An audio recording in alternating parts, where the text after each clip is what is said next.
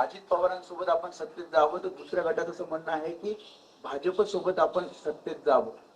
अजित पवारांबरोबर जाणं आणि भाजप बरोबर जाणं एकच आहे, बरोबर ना?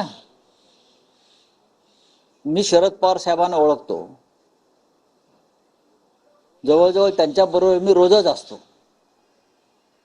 संसदेमध्ये, राज्यसभेत त्यांच्या आणि माझं जागा बसण्याची ही बाजूलाच, आम्ही एकत्रच बसतो. ही बहुतेक कुणीतरी फार ठरवून आम्हाला जागा वाटप केलेलं आहे.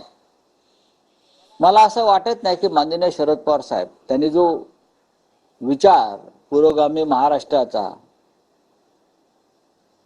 त्यानंतर धर्मांध शक्तीपासून दूर राहण्याचा विचार जो यशवंतराव चव्हाणांपासून आम्ही या महाराष्ट्रामध्ये रुजवण्याचा प्रयत्न केला, अशा विचारांपासून माननीय शरद पवार साहेब दूर जातील आणि हे जे भाजपच्या गोटात सामील झालेले हौशे नवशे गवशे आहेत, घाबरून पळून गेलेले, त्यांच्या नादाला लागून काही वेगळा विचार करतील याच्याविषयी माझ्या मनामध्ये म्हणजे अजिबात करणार नाही.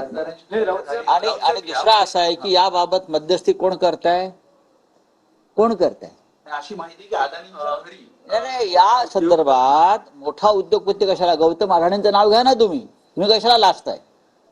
असं म्हटलं जाते की बघा, गौतम अडाणींच्या घरी अलीकडे राजकीय चर्चा होतात, महाराष्ट्राचे भविष्य ते ठरवायचा प्रयत्न करतायत.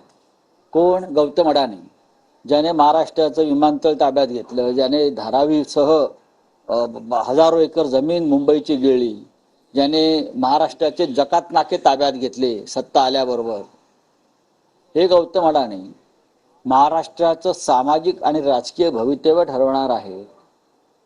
हे गौतम अडाणी म्हणजे का आचार्य विनोबा भावे आहेत का? हे गौतम अडाणी म्हणजे दादा धर्माधिकारी आहेत का? हे गौतम अडाणी म्हणजे जमनलाल बजाज आहेत का?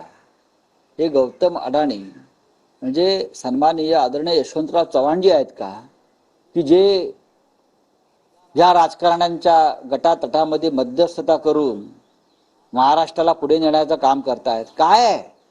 एक उद्योगपती जो नरेंद्र मोदींचा मित्र आहे आणि मित्र म्हणून हा महाराष्ट्र आणि देश लुटण्याचा प्रयत्न करतोय म्हणून देशामध्ये गोंधळ सुरू आहे, तो या महाराष्ट्रामध्ये राजकारण करणार, महाराष्ट्राचे भवितव्य ठरवणार, आणि जे मुंड्या खाली घालून त्यांच्या घरी बसतायत त्यांना लाज वाटली पाहिजे मराठी म्हणून स्वतःला म्हणवून घ्यायला. राऊत साहेब, या थेट असा प्रश्न आहे की शरद पवार